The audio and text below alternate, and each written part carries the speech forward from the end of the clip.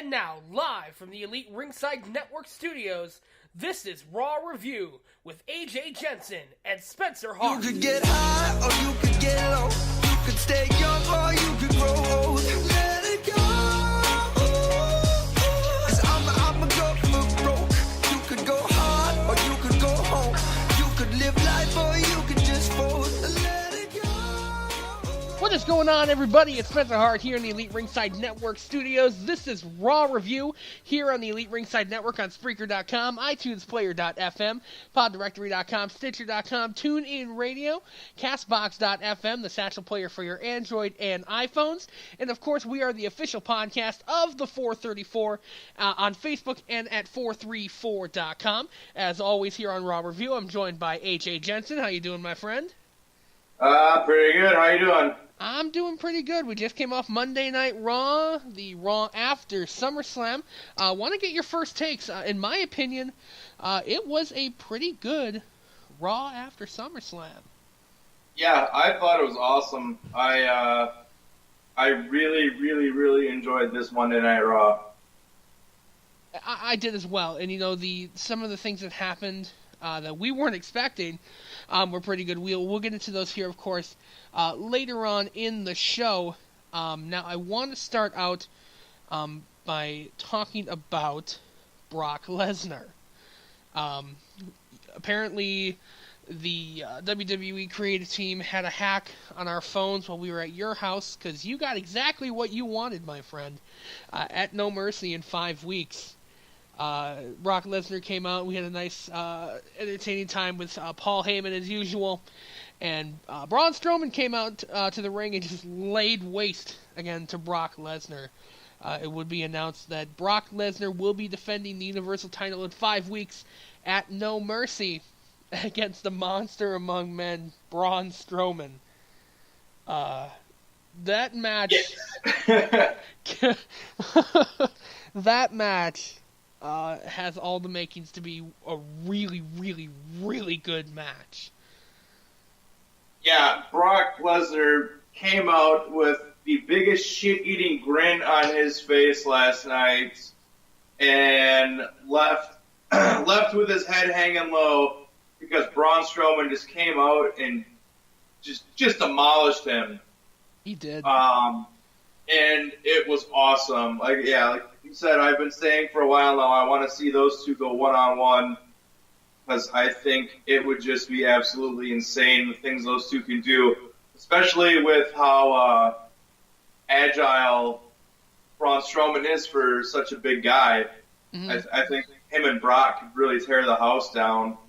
And Braun Strowman is over his shit right now. Yeah. Like, he just keeps getting over. Like, well, last night was insane.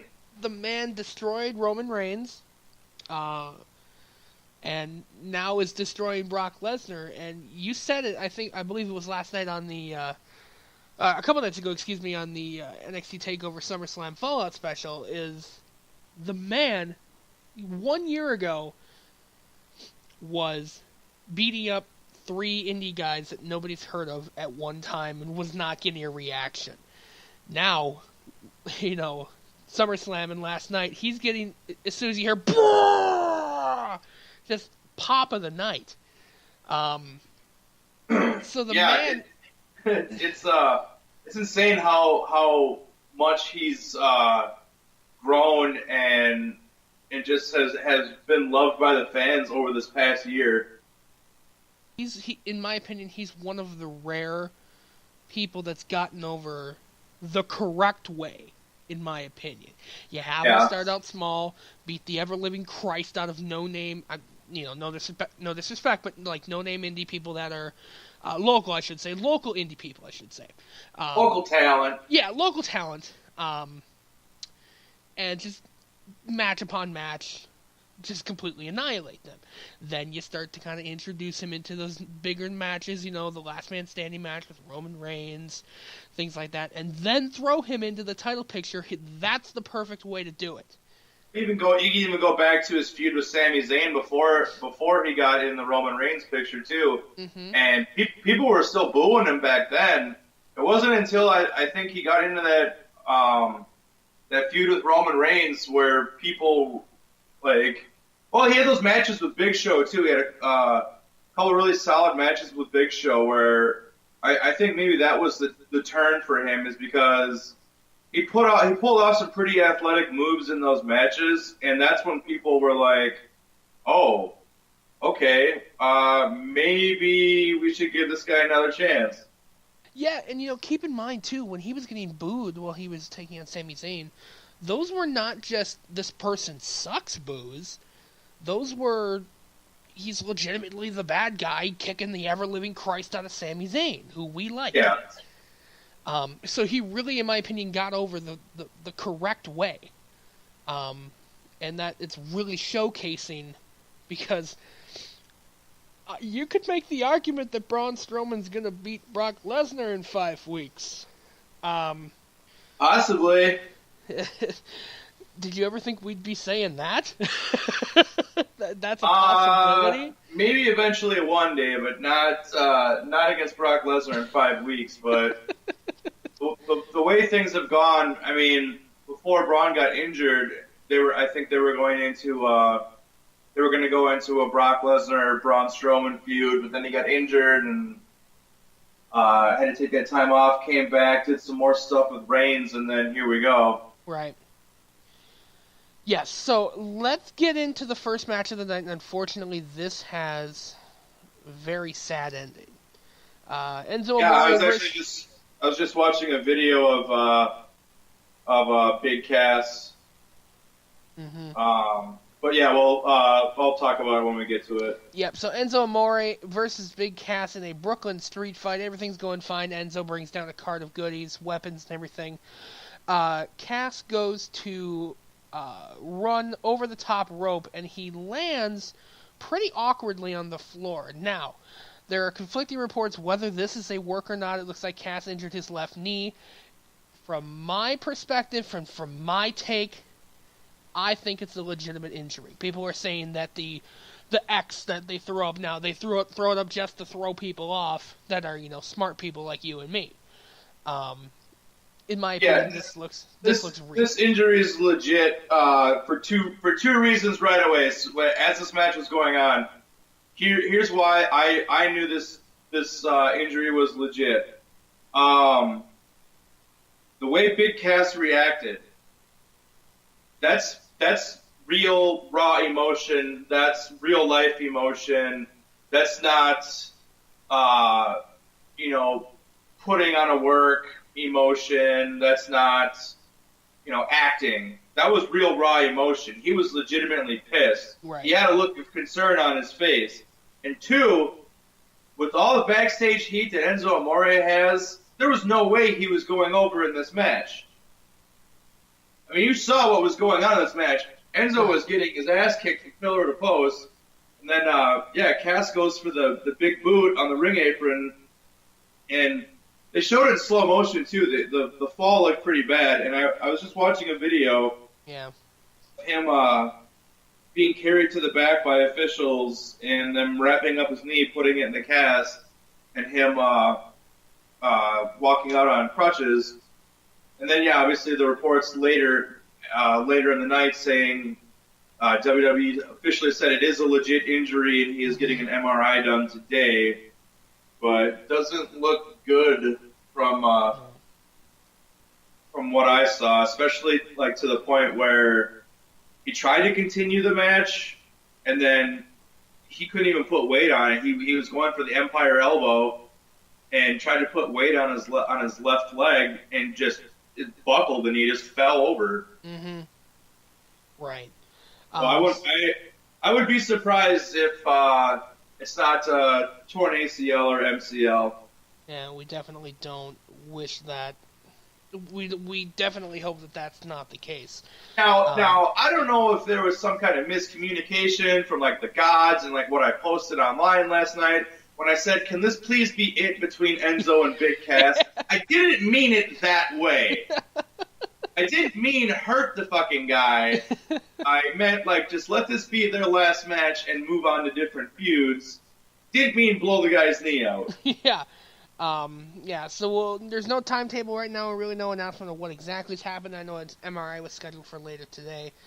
We'll keep Maybe tomorrow when we record, we can do a quick update before we get into SmackDown Live if that information is put out there. Yes.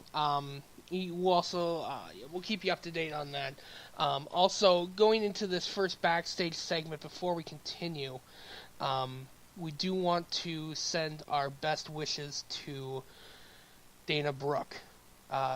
Jesus. It was announced that her boyfriend earlier today or late last night was found unconscious and ultimately passed away due to what I'm reading is he was choking on food. And that's just a terrible, terrible, terrible thing to happen to, just... Yeah, the article I read said he was found dead in his home from choking on his food. Mm-hmm. That really sucks. I actually, last year, one of my really good friends' father passed away that way. And I know that feeling. Yeah. It's a horrible, horrible thing. I mean, death is horrible any which way you slice it, and God, choking on food. Yeah. It really is terrible. So again, our best wishes go out to Dana Brooke. I bring this up because Dana Brooke was involved in the backstage segment with Emma and Nia Jax, and what the hell did Emma do? I don't know. Ever since she came back, she's been nothing but these quick jobbers. She falls to Nia Jax in her match, just a brief match, ends with a Samoan drop from Nia Jax, and that's it. So thanks for coming, Emma. # give Emma a chance. I got nothing more on that. I'm actually quite upset about that, because I don't remember who posted it, but somebody said she's gone from evil Emma to something. It was some comment that was really hilarious, and I can't remember it at this point. We move on to Elias versus R-Truth. I want to ask you this. Is the cheers that Elias is getting, do you think those are just fake? Like, sarcastic cheers? You actually think that... Dude, I don't know, but I busted out laughing when he started singing R-Truth song. Yeah, that was funny. It's like, just kidding, I'm going to play some real music. I was like, okay, that was good. Yeah. I've always been... I've been on the fence about Elias, when we saw him in NXT. I've always been on the fence with him. I think he's got some good in-ring work. I know the drift away. I love the drift away as a finisher. Well, he's a big dude. He's got the look.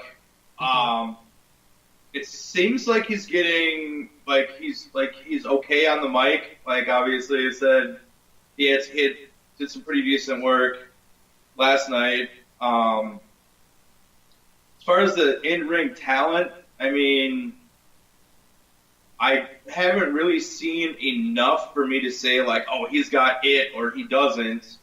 But it looks like someone in WWE sees something in him because I feel like they're giving him a push now. Like, not a main push, but, like, mid-card push. Yeah, it feels like they're really starting to really do that. So, Elias picks up the win with the drift away against R-Truth. In a pretty solid match for those two. Now, I want to get to this last part here before we get to the break. It was announced earlier in the day on WWE.com that General Manager Kurt Angle had a surprise for Monday Night Raw. So we get to the segment. Kurt Angle's music hits. He stands on the rampway. It says that he promised a big special surprise for tonight. And he says, "So let me introduce to you John Cena." And I was sitting in my chair and I'm like, "What?" I was shocked. It took me aback that John Cena, for the first time of the year, was all of a sudden on Monday Night Raw, and I completely forgot he was a quote-unquote free agent. So he gets into the ring. You shouldn't have forgot that, because on SmackDown, every goddamn time they John Cena was on television. They said it every 5 damn seconds. Do you actually think I listen to JBL? I mean, the man blocked me on Twitter. So. Well, you probably deserved it then. I probably did. I was probably a dick. Yeah, no, they say it so damn much. It's one of those things, like, you just forget about it because, they say it so much. But they really pounded it into our heads last night. Yeah, and they really did.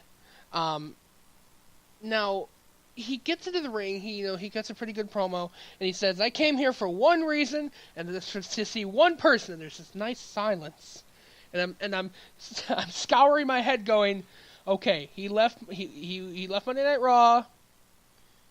Who is he talking about?" And all of a sudden, Roman Reigns. I'm like, "Oh my God, I completely forgot about that." So, a pretty nice surprise. It looks like we might have a John Cena Roman Reigns program coming up. I hope it wasn't just for one night. Can we talk about the "you both suck" chant? Yes, we can. We could talk about that for a while. That was fucking amazing. It was. It really was. And I give so much credit to John Cena. I actually really enjoyed John Cena last night. He genuinely looked like he was out there having the time of his life. He was. In that promo and in that, or during that segment and in the match later on that night, he genuinely looked like he was just having the time of his life. Didn't care that he was getting booed or that Roman Reigns was getting booed. Like, even kind of made a joke about it, like, "Oh, you don't like me, you don't like him," But I just think that general reaction, whether it's good or bad, is like what makes him thrive. And I completely agree. So the Cena says, "I didn't come here to talk." He drops the mic, and I'm thinking they're gonna go fisticuffs. And then, awesome! And then the greatest promo I think The Miz has ever cut on Monday Night. I want to talk about this. Because I just read an article from StillRealToUs.com about why The Miz was so angry in that promo last night. I looked at my friend and said, I also want to give credit to Miz, because now Miz came out right away and just butchered the word Barclays. I honestly, off the top of my head, I couldn't even remember what he said. I think he said like Bowclays or something. I don't even know what he said, but it was far from Barclays. Even John Cena was like, it's Barclays. Take the marbles out of your mouth. The way Miz bounced back and recovered from that, and then just continued to say Barclays, I loved it. It was like, okay, I screwed up, but yeah, okay. So there were 2 reasons. We already knew Miz was very, very fired up about SummerSlam not having Intercontinental title match. So now we talked about this after SummerSlam Sunday night. The opening match on the pre-show, there was like 15 people in their seats. Well, here's why. They didn't open the doors until that match started. Yeah. So why would you do that? The Miz was fucking irate because there was nobody in the building for that match. Like, hardly anybody. I mean, people trickled in. You know how a WWE show is. You come in, you don't go right to your seats. You go to the vending booths. You go check out all the merch. You go get some concession stand food and drinks and stuff like that. Nobody walks right to their seats as soon as they get in the building. Right. And so he put all that rage, all that emotion, and all that fire into that promo last night. And I'm sorry, but if you're standing in the ring with John Cena and Roman Reigns, and you're getting cheered the way The Miz was, yeah, I think maybe it's time Miz hops up another level. Yeah.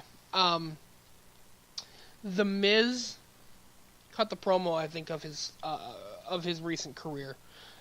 That's definitely his best promo since the Talking Smack one on Daniel Bryan. Yes, and I looked at my friend and I said, I'm not entirely sure this is all quote unquote fake. I think this has a subtle hint of shoot to it. It's when he does his best promos. Right, is when he incorporates a little bit of that real life feel to it. And he was legitimately upset, and a lot of fans were too, that not only was the Intercontinental belt not defended at SummerSlam, The Miz, Intercontinental Champion, was in a 6-man tag match in front of maybe 30 people. Yeah. So I would be fuming if I was the Intercontinental Champion. That being said, like you said, The Miz cut one of the greatest promos of his recent career, in my opinion. And it set up the tag match for the main event. It was originally, John said, why don't you pick one of your Goonies, and then I'll team with Roman Reigns, and we'll have a good old-fashioned tag match slobber knocker for the main event. Miz says, no, that's not how we do it. And then Samoa Joe comes down, and then Samoa Joe says, I'll be your partner for the night. Perfect. I love that. We have a main event. We have a main event that is absolutely bitchin'. So we were so excited for the main event. And we'll talk about that here on the other side of the break. We've got the fallout from the United States champion. I'm sorry, that's for SmackDown. I don't know what I'm talking about anymore. It was a long Monday Night Raw. We've got the 8-person or the 10-person cruiserweight match that we can gloss over really quickly. We've got the match with Seth Rollins and the Hardy Boys coming up. We'll talk about all that after the break here on the Elite Ringside Network. Psst. Hey you. Yeah, I'm talking to you. Are you an energetic team player who loves to get into lengthy logical discussions about pro wrestling? The Elite Ringside Network is looking for talented individuals to join their staff today. We are looking for on-air talent, video editors, and blog writers. If you are interested in joining the ever-growing Elite Ringside Network, send your information today to EliteRingsideNetworkWI@gmail.com. Be a part of something great. Be a part of the revolution. Be a part of the Elite Ringside Network. Hey, what's going on, guys? It's Spencer Hart from the Elite Ringside Network. Wanted to let you know about some amazing news. You can now listen to all of our great programming on the new Satchel podcast player for your Android and iPhones. Here's the deal. While you're listening to us on Satchel, you can send us a few dollars to make all of our amazing shows even better. So if you're listening to us right now on Satchel, go ahead and click on that donate button to send us some much appreciated donations. And if you're not listening to us on Satchel, I mean, come on, what are you doing? Download the podcast player right now at satchelplayer.com. Exclusive friends of the Elite Ringside Network.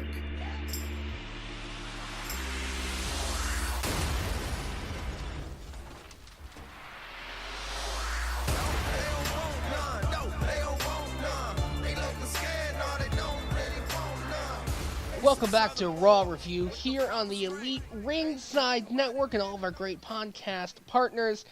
So I want to go very quickly over the what seemed to have been thrown together 10-man tag match between 8-man tag match, Grand Metalik, Rich Swann, Cedric Alexander, and Mustafa Ali versus Drew Gulak, Noam Dar, Tony Nese, Arya Daivari. In my opinion, there wasn't really this was nothing more than an 8-person cruiserweight match thrown together for Monday Night Raw. Didn't really seem to have any, what am I trying to see here? Any sort of storyline advancement. It was just, hey, let's just feature all the cruiserweights at once. Yeah, I mean, to be fair, I didn't even watch this match. I went out and had a smoke break for this match. Yeah. I barely pay attention during this match, too, and that's sad. I want to pay attention to the cruiserweights. It was also announced that the rematch for the Cruiserweight Championship will take place tonight after SmackDown on 205 Live. Hopefully Neville retains, and I'm sure he will. Because Neville needs to just hang on to that belt till the world explodes. Yeah. Because nobody's done anything with that belt except Neville, in my opinion. Yeah.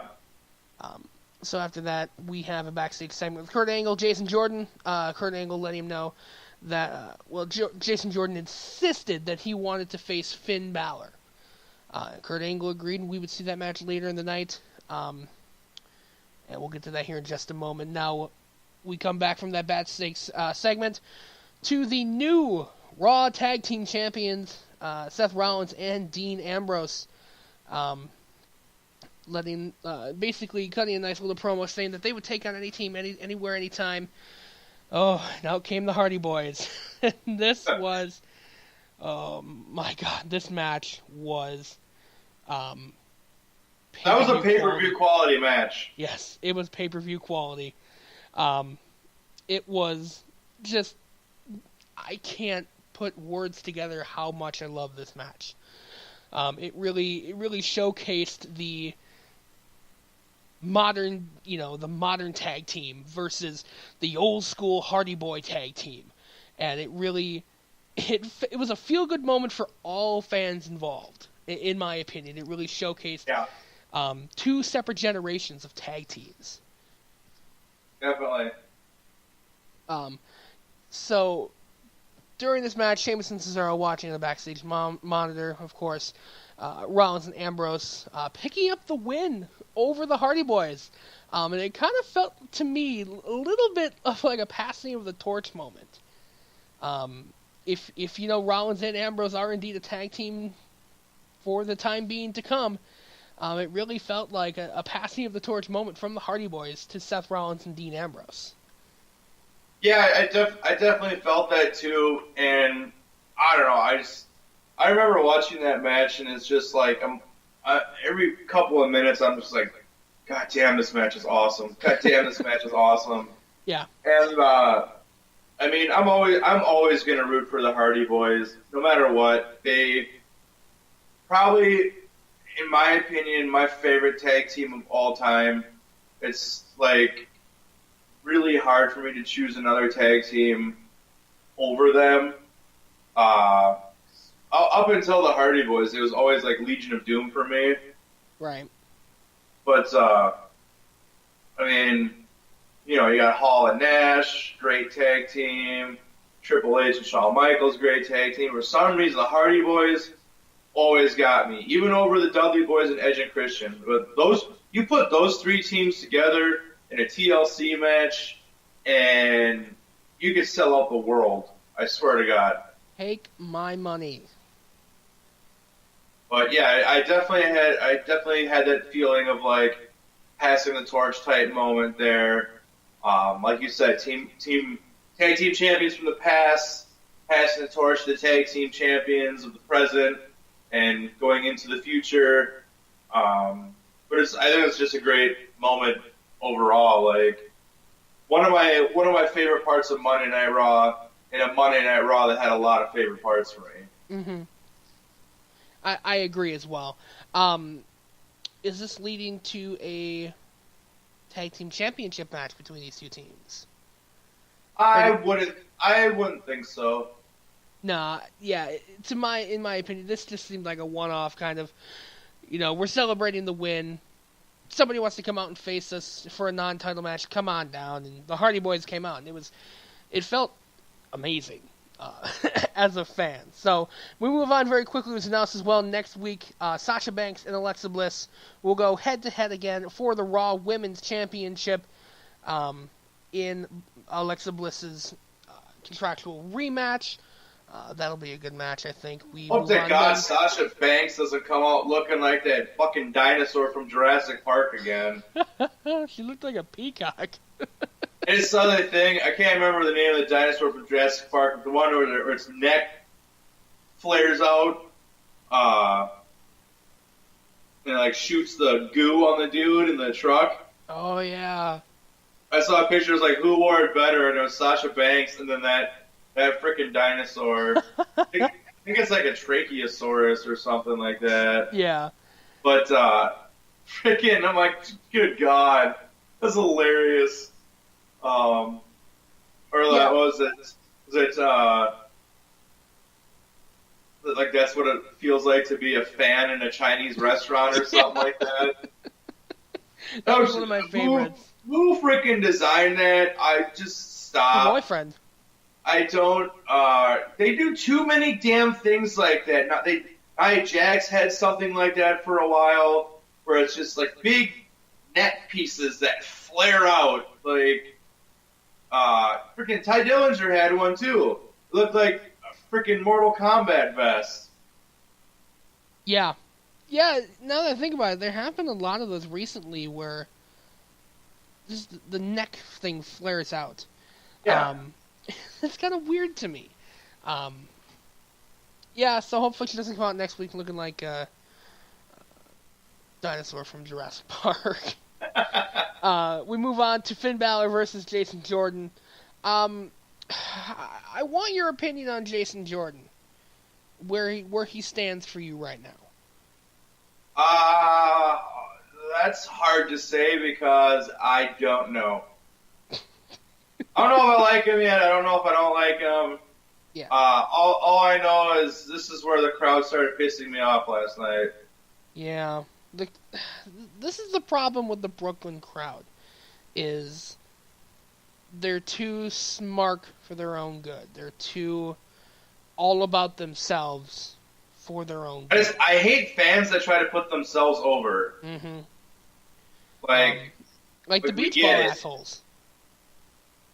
Those guys. I heard a bunch of those guys got kicked out. I hope so. I seriously hope so. I hope they got kicked out and they were not. Their nights were ruined because their stupid ass had to bring in some stupid beach ball. Did you hear what they're doing tonight for in Brooklyn? Vince actually released a memo that said any sort of beach ball, swimwear, anything to do with this stupid thing is confiscated. And if you're seen with it, poof, you're gone. Well, I don't know, like, you can't have an event called SummerSlam and not expect people to bring beach balls. Biggest party of the summer. You're throwing out the beach vibe. I mean, I understand that, but it's to a point. Yeah, no, to a point. But we had that moment with Cesaro at SummerSlam where he went and ripped up the beach ball. That's cool, but like, I don't want to see anything more than that. Like, people pay good money to go watch these shows, not watch people in the stands act like assholes. Right. Well, there was like the one time, what was it, last year, Memorial Day, when we went to Monday Night Raw. I was with my group of friends. You were up there with Chris and Alicia, and there was one guy behind my group, and he was just nonstop screaming Ava Marie. Non-freaking stop. Finally, I turned around and said, "Dude, shut up!" Because he's just nonstop through every single match. Ava Marie! Oh my god. Like, I've never wanted to punch someone as much as I wanted to punch them.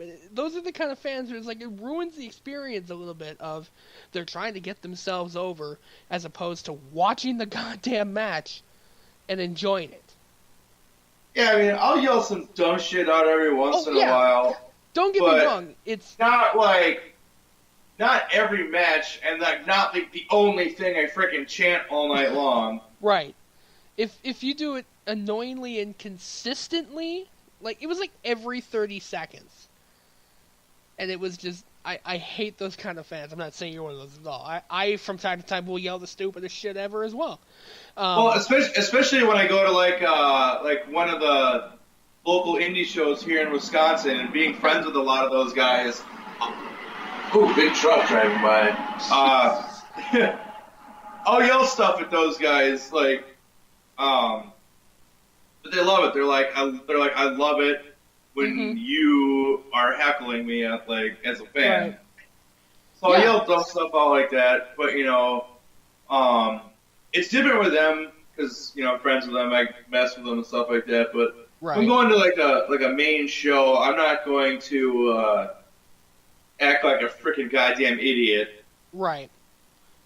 Because, especially nowadays, too, with like the podcast and stuff, like, when we go to shows, like, we are representing ourselves as well as our podcast, too. And we act like a couple of fucking jackasses. No one's going to want to listen to our show, or no one's going to want to be on our show.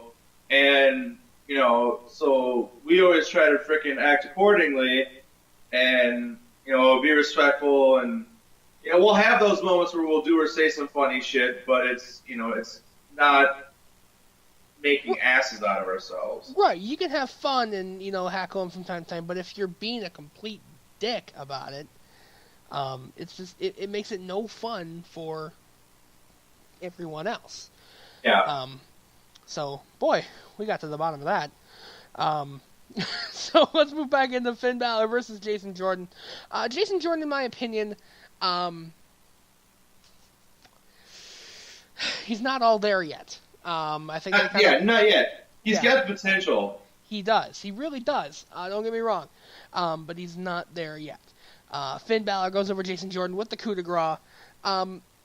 Jordan did showcase a lot of good ring presence in this match.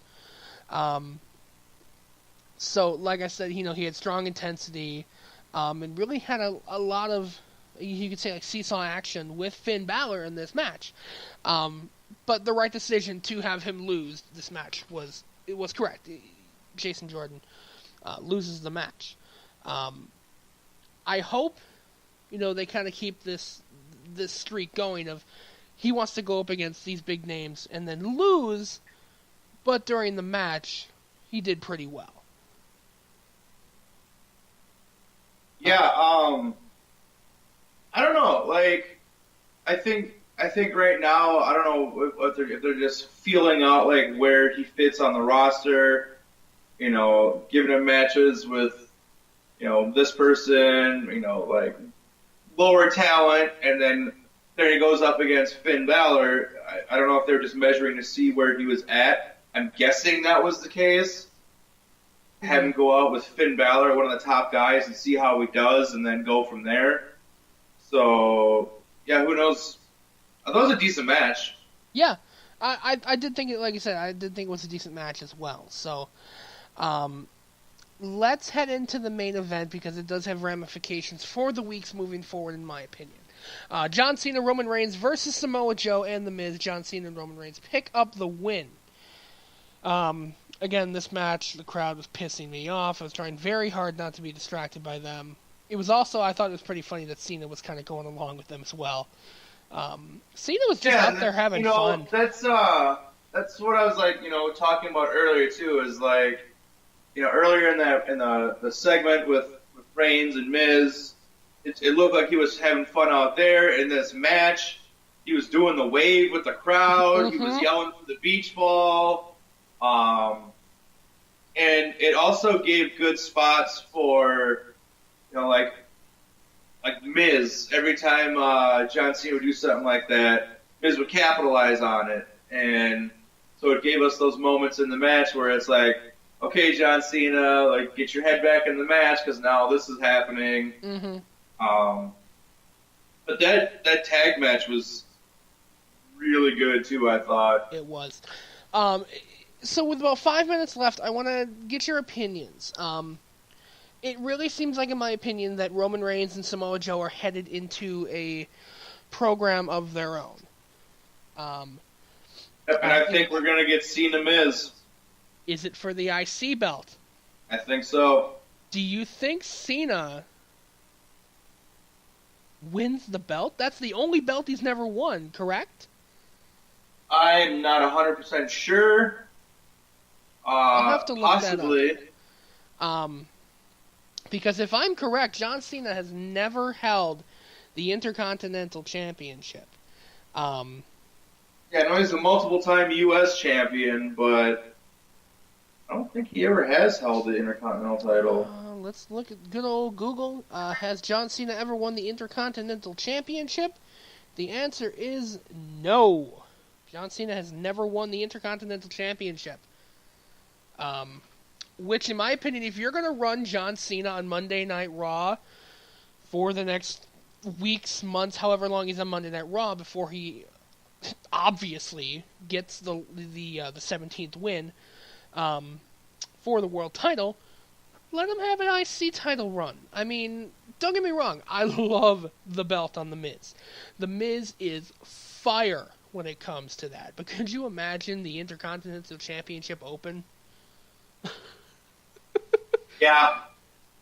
Just like you did with the U.S. title on, or no, was that on Raw? It was on Raw at the time. Yeah, it was on Raw. It was before the brand split. Right. Yeah, he was doing the U.S. title Open Challenge. Yeah, he'd probably do the same thing with Intercontinental title. I just, if they do put it on John Cena, I don't know what they're going to do with The Miz, and that scares me.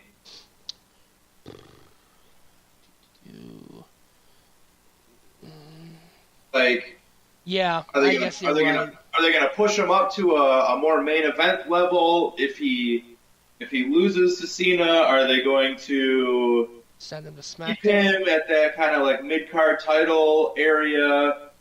I in my honest opinion, if you were going to have John Cena go over Miz, I would then maybe try pushing Miz up to the next level. I agree. If you take the belt off the Miz, you can't just have him in limbo or stasis. You need to do something with the Miz. We all know Miz and John Cena can do great programs together because those two have had some great feuds together. I agree. And like you said, the Miz is just absolute fire right now. So if they do pull the belt off Cena, if this is the case of where they're going, they need to do something with the Miz. It's simple as that. So. I just want to take a quick minute and give a shout out to Bo Dallas's fashion sense. I think the fashion police would give him a standing ovation. I agree. Bo Dallas is just coming out looking freaking Rico Suave like every week, man. Yeah, Sasha Banks' boyfriend isn't designing his in-ring gear. Next to those that have giant neck pieces. Final thoughts on Monday Night Raw, headed into SmackDown. What are you expecting for SmackDown tonight? I don't know.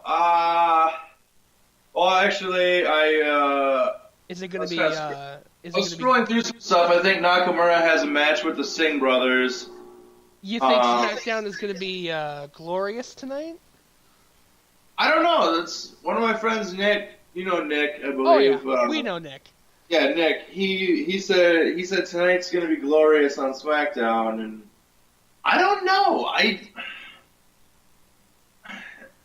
Maybe it's a toss-up because there was that article before SummerSlam or before NXT Takeover saying that Triple H said Bobby Roode's call up to NXT or to the main roster is going to be very soon. I mean, would I be opposed to it? Hell no. No. I'd probably run into my freaking bedroom and put my bathrobe on real quick. Seriously, how in the fuck? WWE, are you fucking kidding me? How are you not selling glorious bathrobes yet?